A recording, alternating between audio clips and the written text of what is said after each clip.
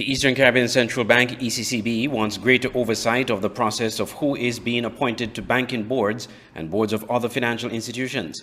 Governor of the Eastern Caribbean Central Bank, Sir Timothy Antoine, has commended the Terence Drew-led administration for its tabling of two banking bills, namely the Banking Amendment Bill 2023 and the bill to amend the ECCB agreement in the National Assembly on March 7th, which will help to protect the financial system.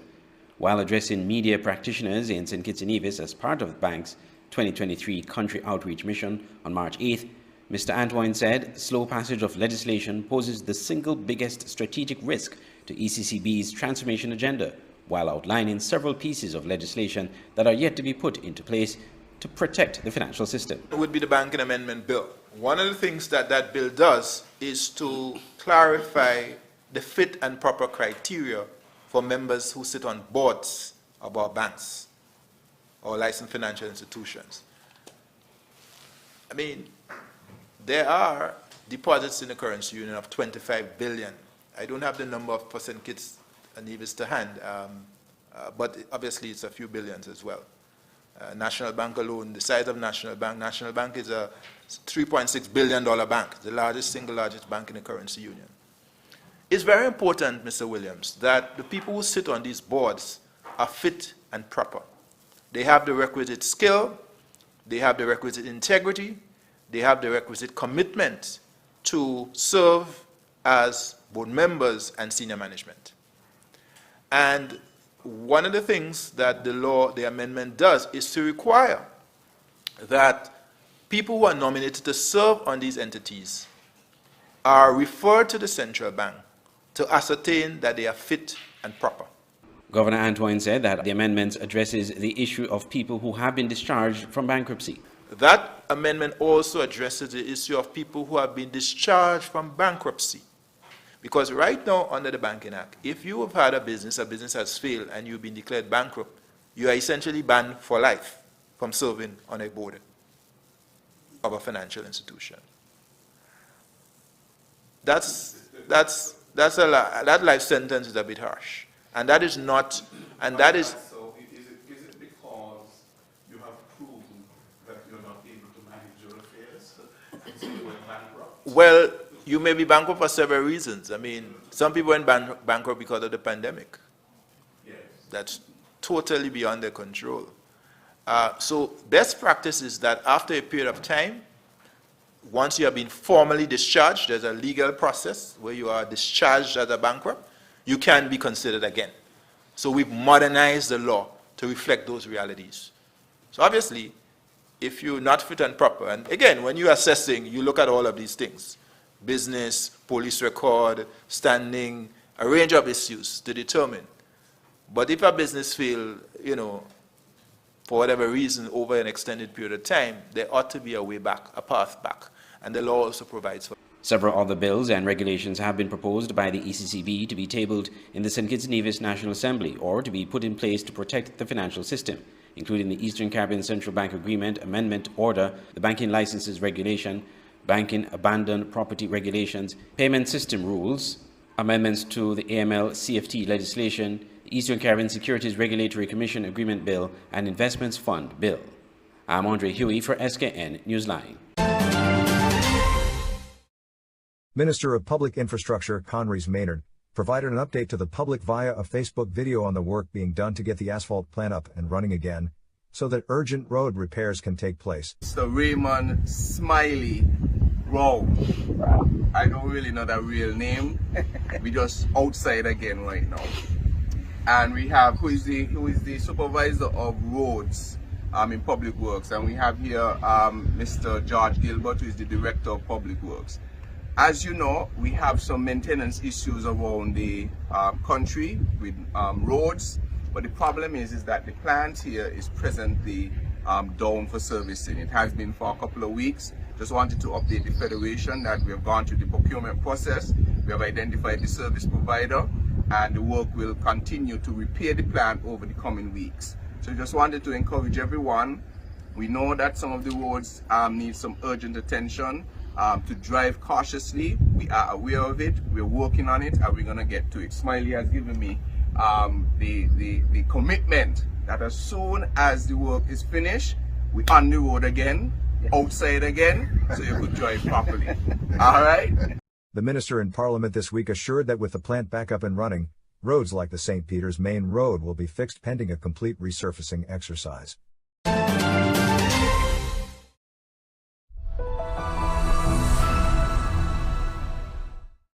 Hi, Tashawn Wilkin, the first assistant director here at MSR Media and a proud native of St. Kitts and Nevis. MSR Media established itself in the Federation 2 years ago, and in that time, we have produced 9 films in our beautiful nation with international movie stars such as Elizabeth Hurley, Kelsey Grammer, Malin Ackerman, Connie Nielsen, and country music superstar Billy Ray Cyrus, seen by millions of people and promoting our island all over the world. MSR has recently purchased the OTI Hotel, now called the MSR Hotel, which will be our new headquarters and creative hub in the Federation. We are now expanding, and there's a job for you. So, if you want to work behind the scenes on a film set, send an email to jobs@msrmediaskn.com. We have 200 jobs for the 6 movies we are producing this year. Now, if you're interested in the world of visual effects, we are creating a VFX company. Because in the world of making movies, computer-generated images are crucial. So if you have computer skills and if you want a job in the high-tech business, please contact us as we are looking to hire 50 people with the computer skills for our new VFX division. There are lots of opportunities at MSR Media with 200 jobs to fill. So email your resume to jobs@msrmediaskn.com and join the MSR family today.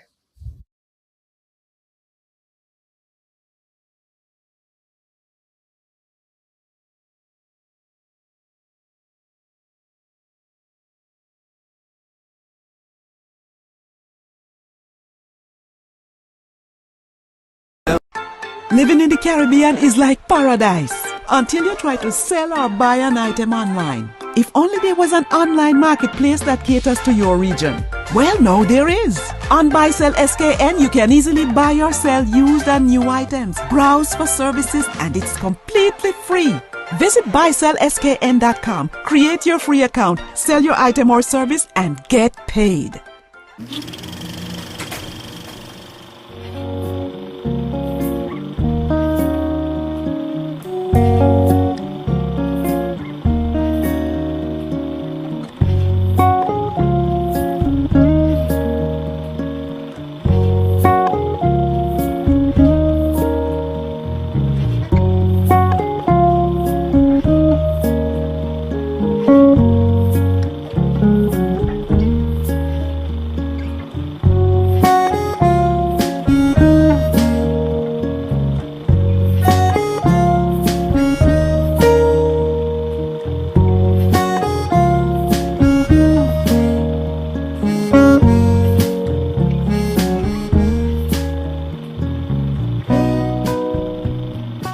The SKN Newsline website now offers you more news. Log on to www.sknnewsline.com for local, regional, and international news. You can also watch the latest newscast and keep abreast with news in sports, all from sknnewsline.com. That's www.sknnewsline.com. News at your fingertips. A delegation from the Pan American Health Organization paid a courtesy call to Nevis Premier Mark Brantley and Minister Janelle Nisbet this week. Pan American Health Organization has a long-standing policy and mandate given by our member states to facilitate and support countries to advance towards the important target of universal access to health and universal health coverage, and especially in post-pandemic situation that becomes extremely important because, as you know, when there is a higher economic burden, then the social services and health become even more relevant to support resilience in the community. So we I think having been here today is, as you mentioned, for us important. because we want to see, learn, and appreciate the specific differentiated needs that you have and your population here. As you know, our slogan now is leaving no one behind. So we want to make sure that even remote and small populations can have the equal access to health services and health. Both Premier Brantley and Minister Nisbet expressed satisfaction with the visit. A similar meeting was held with the federal counterparts on Wednesday. It is a pleasure having you here today on the island of Nevis. We would have met yesterday during a policy discussion on the St. Kitts end, but we're happy that you and your team were able to journey over to Nevis, where you'll be able to get some additional insight of what it is like on the ground here, the uniqueness of Nevis, some of our unique challenges and opportunities, as well as get a chance to tour some of our facilities and, just give us your general feedback and understanding, and we can discuss how we can partner more and support each other going forward. PAHO has done excellent work in the region, particularly during the pandemic. I think you held our hands every step of the way, and we are grateful, very grateful, for the assistance rendered to us, but also for the opportunity to greet you and to greet you in Nevis, which obviously is a smaller of the two islands.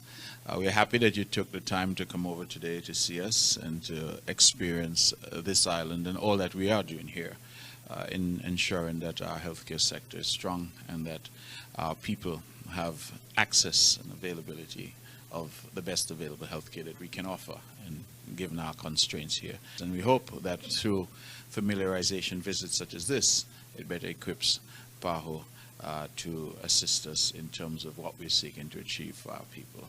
We still have some challenges, to be sure. We still have the lingering effects of COVID in terms of our economy. I think the health crisis is perhaps behind us. I hope it's behind us. But certainly we still have much of the economic crisis that remains. So there's a lot of work to be done, but with your partnership and with your assistance, we think we'll get there. So thank you again for coming, and we look forward to fruitful discussions with you this morning. The focus of the meeting was discussing the transformation of the health systems of St. Kitts and Nevis with a focus of health financing. The competition promises to be fierce and intense, so much that there is no clear winner this year. It's the return of the TDC Inter-School Track and Field Championships and the Rams Primary School Championship happening later this month. Both competitions return after a year hiatus due to the COVID-19 pandemic. At a press conference at Carambola on Thursday evening, President of SKN Athletics, Delwayne Delaney, pointed to the anticipation and excitement surrounding both competitions after such a long break. At all levels, whether it be the hurdles, the 100 meters, up to the 800, the 1200 meters at the primary school level, and at the high school level, you never know. If you're a betting person, don't bet. That's my advice. Don't bet on any particular school or athlete, because it's who shows up on the day and who wants it more on the day. Believe me. We would have had the Jinxing Up Classic, the Giant Mall Relay Festival for the high schools, and these were just precursor events for the Inter-School Championship and the Rams Primary. So we want to thank the Ministry of Education, all of the schools for participating, of course, all of the sponsors for ensuring that we were able to host these activities so that when the Rams Primary Championship or the Inter-School Championship come around, then we have a blast. And so we want to use this opportunity to express to not only SKN Athletics, but the sponsors and the general public that the Department of Sports is on board, and we will do all that we possibly can to ensure that these two events are as successful as they possibly can. Thank you. Meanwhile, representatives of the various sponsors spoke to their contribution and anticipation ahead of the competitions. We're all looking forward to getting the athletes back on track, and it's something that we've missed. It's something that we've looked forward to every year for the past 40 years of supporting this event, first with the Milo Track and Field Primary School meets, and then the Rams taking it over. Something like this can't happen without collaboration and support from volunteers. And like Sean said, we really want to commend a lot of the volunteers, the athletes, of course, the teachers, parents, all the stakeholders involved, all the sponsors who are also not up here with us. It takes a lot to get track really going, and we really need to commend them. And I want to encourage everyone to come out to the meets. The children work very hard. They train hard. We see them lay it all out on the track. So essentially, our sponsorship, as Bronze mentioned, is a total value of $10,000 AC. This will be a mix of cash and kind, but essentially this is our way of restarting our support for the community events, cultural events within St. Kitts and Nevis. Digicel has endeavored to improve its presence. We were very grassroots initially, and it is my aim to restart that once again, and I just thank you everyone for the opportunity to be part of this. There are plans to host an after-party as part of the championship festivities. If you know Big People Party, we always have an epic lineup when it comes on to entertainment. So for the 25th of March, which would be the Saturday, we have yours truly, Grandmasters, Akai, DJ Dangles, and Real Right Entertainment. Sunday, the 26th, we have the best, Sugar Band, Triple S, Hellfire, and the best, DJ Terror. That's it. The TDC Interschool Track and Field Championship will run from March 24th to the 26th, while the Rams Primary School Championships will be held from April 1st to the 2nd at the Kim Collins Athletic Stadium. Andre Huey, SKN Newsline.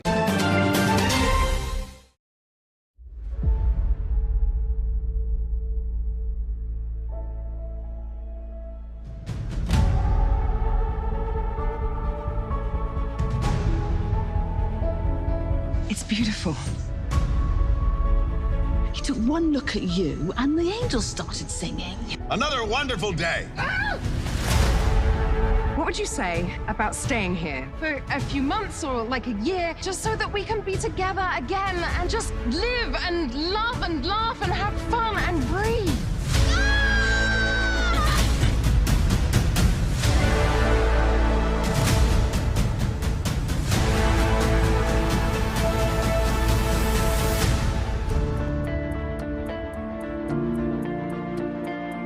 Why are you hiding out on a little Caribbean island, singing in a beach bar? When I came here, I was at peace, and I never left. This is the beating heart of Nevis. This is what grounds me, what feeds my soul. It's where I found myself. I hope your life here will be full of joy. Love this island, my son. She will give you more than you can imagine.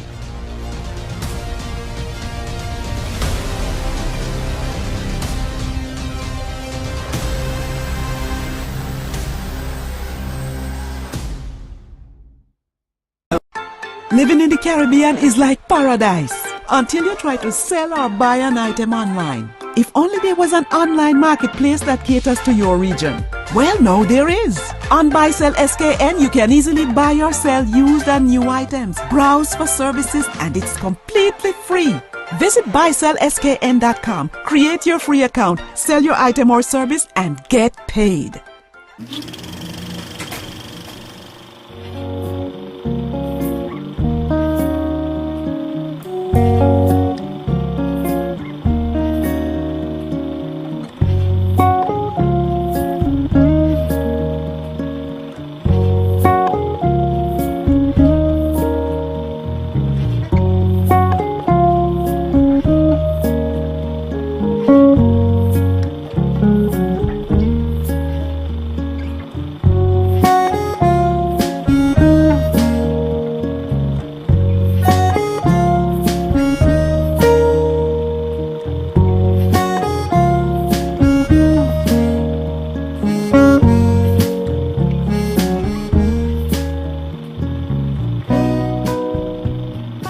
If you're looking for a place to host that special event, conference, meeting, social event, party, Whatever the occasion, your best option is the Millhouse Convention Center, Palmetto Point, St. Kitts.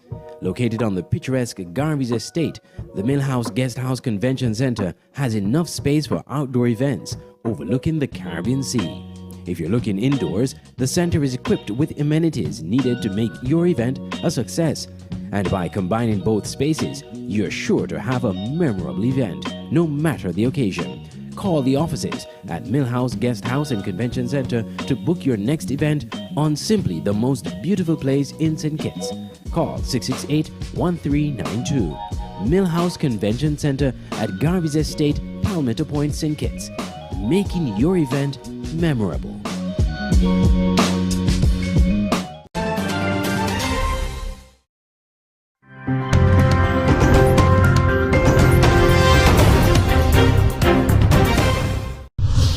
In observance of World Kidney Day, the Neurology and Transplant Department at the Georgian Public Hospital on Thursday morning hosted its annual World Kidney Day exhibition at the institution under the theme Kidney Health for All, Preparing for the Unexpected, Supporting the Vulnerable. Secretary of the Kidney Foundation and pediatrician at GPHC, Dr. Maranatha Prasad, explained that the initiative aims at increasing awareness and education of chronic diseases, including kidney failure. We find that a lot of these persons who have these chronic illnesses are left suffering because we are not preparing and anticipating when these things can happen. So what this year focuses on is preparing healthcare workers, preparing all persons and families, even as simple as preparing like a food bin or so in anticipation of any adverse events. Dr. Prasad lamented that despite efforts to provide optimum care and treatment for kidney failure, the disease remains prevalent. We are raising more awareness. Year after year, awareness is definitely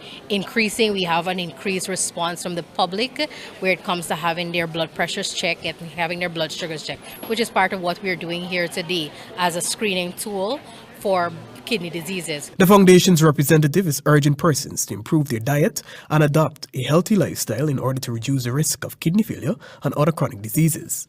Meanwhile, social worker attached to the Neurology and Transplant Department, LaShawn Davis Semple, underscored that government's $600,000 financial assistance for dialysis patients has received positive response from recipients. In excess of 170 patients from the department have signed up to benefit from this assistance. So far, I've shared 170 letters.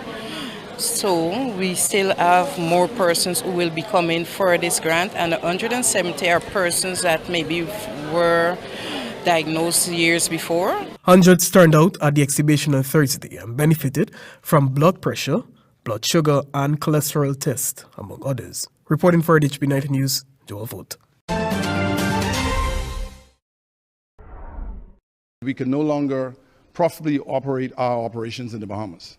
So the purpose of this meeting today was to make a decision as to the course of action we will take within the very near future that will bring some attention to our cause and the plight that we face currently. President of the Bahamas Petroleum Dealers Association, Raymond Jones, making it emphatically clear that gas station operators will take matters into their own hands following a number of failed discussions with government to address their grievances. So what could be the next course of action? Minimize our costs to operate, and that means looking at how we can reduce our operating hours, but we have to reduce our operating costs because we cannot continue on a 54 cents margin where the cost of salaries that have gone up 24%, the credit card fees, which we enjoy the fact that the public is moving to the digital economy, we cannot afford those costs against a fixed margin. Several weeks after the association's Vice President Vasco Bastian revealed that cutting staff complement could be an option, Jones says that's not far-fetched. We don't want to see our staff out of work and not making money, but we have to take some action so we can make sure we have money to pay them as we employ them. With operators reaching their boiling point, could this lead to local gas stations shutting down as pharmacies did overpricing back in November? Here's why that may not be an option. We're not going on a strike because we are independent operators, but we will take some definitive action to collectively. That's why I say 80% of the retailers on Nassau are represented here from all the brands. We're here today in unity to take some action and make some decisions on how do we move forward. Local operators maintain that the Davis administration is not playing fair. We need a livable income from our fuel sales in order to make money for our investment. We have loans to pay, we have overdrafts to meet, and we have to meet the needs of our employees and the public that come to our stations for service. You can't do that scraping to find money to buy fuel at this fixed margin. Jones says operators simply want to be respected. We need to be treated as every other business, every other investor in the country, that we are afforded the ability to make money, to get a return on investment. We cannot continue with this anymore. And at this point, Jones says the ball is now in government's court. We implore the government to do something about it. We are willing to meet and talk, but right now we've had substantive discussions with them. But now it's time for action because we're not seeming to get anywhere with them in terms of getting some results to what we need.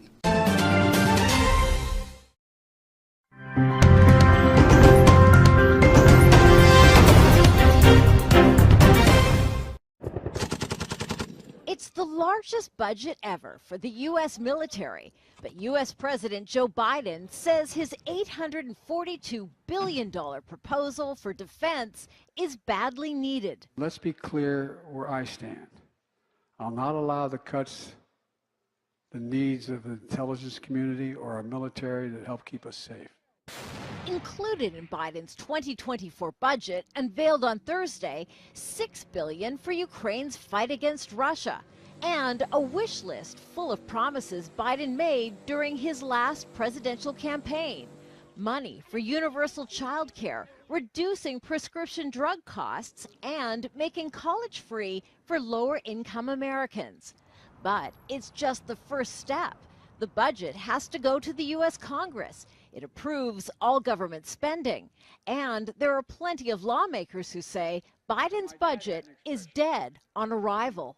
Biden's latest budget proposal does nothing but confirm what we already know. He is hopelessly powerless against the woke socialist left.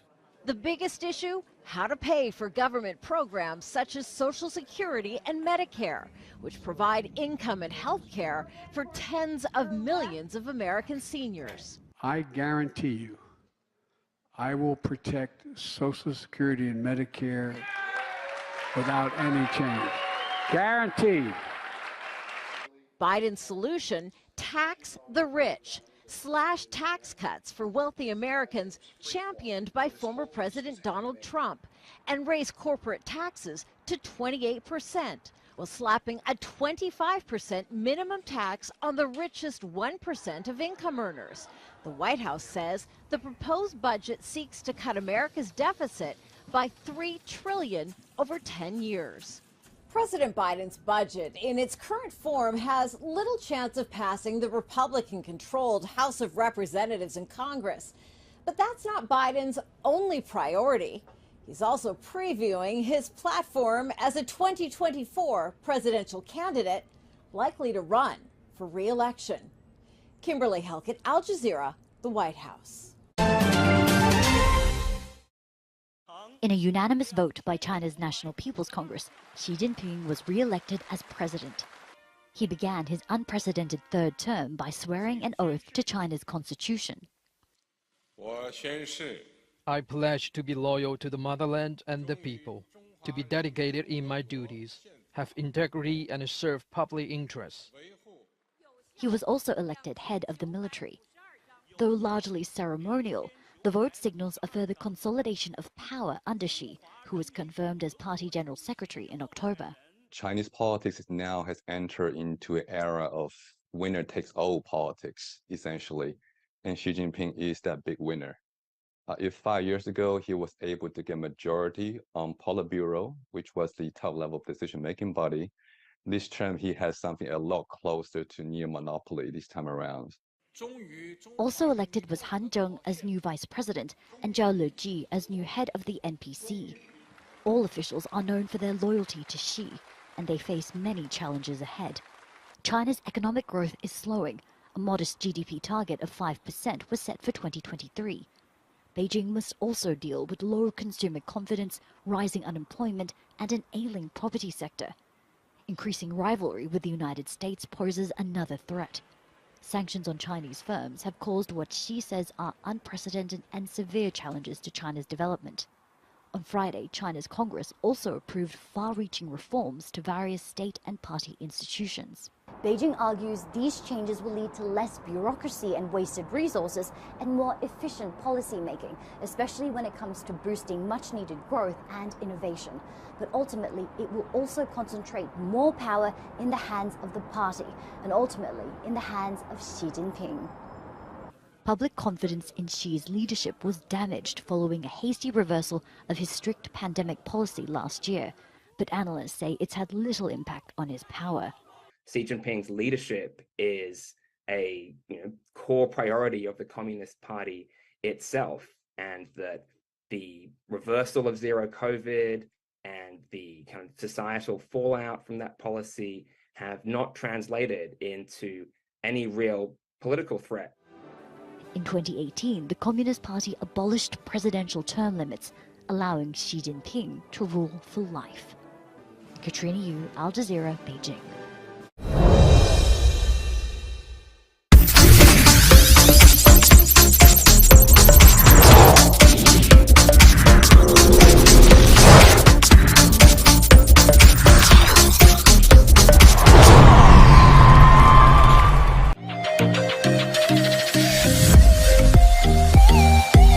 Flow 4GK Rockets maintained their 3-2 lead last Friday to seal a win against Fastcast Saddlers FC when their match resumed on Thursday at the St. Mary's Park in Caen.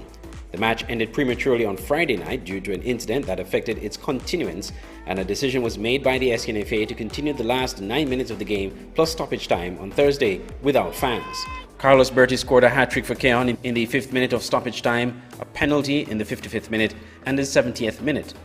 While Kyrie Jarvis of Sadlers scored in the 6th minute and Declan Watley in the 78th minute, all the goals scored in the previous encounter on Friday.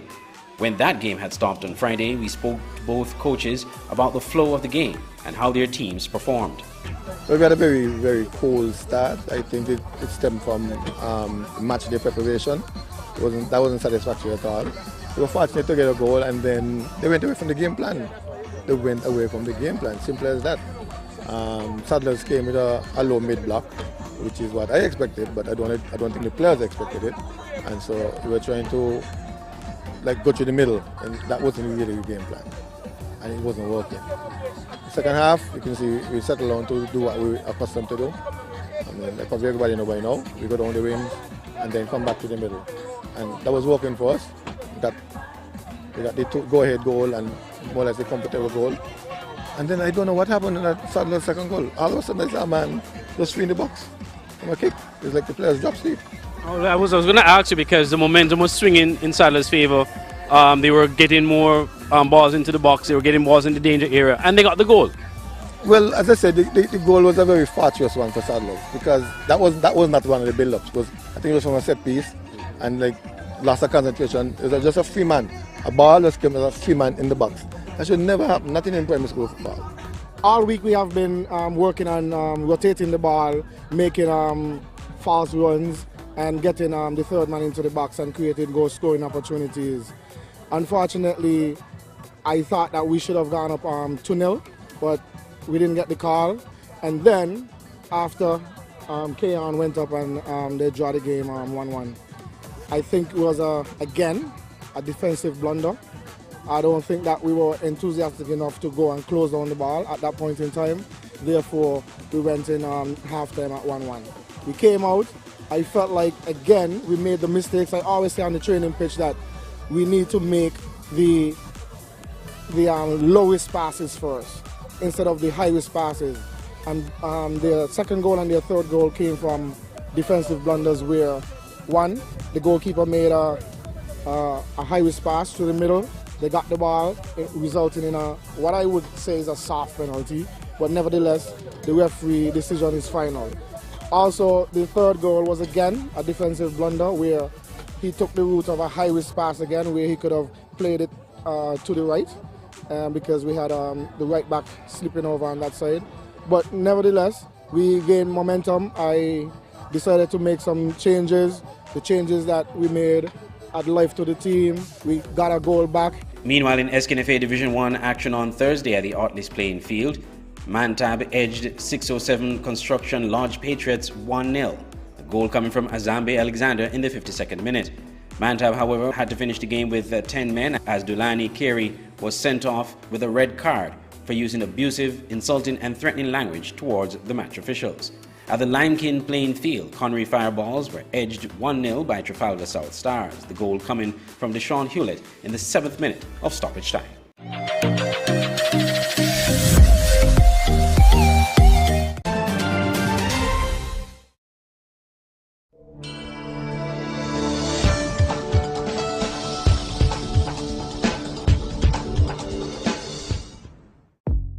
Welcome to the SKN Newsline Weather Report. I am Janil Boole. Here is a look at the forecast for St. Kitts and Nevis.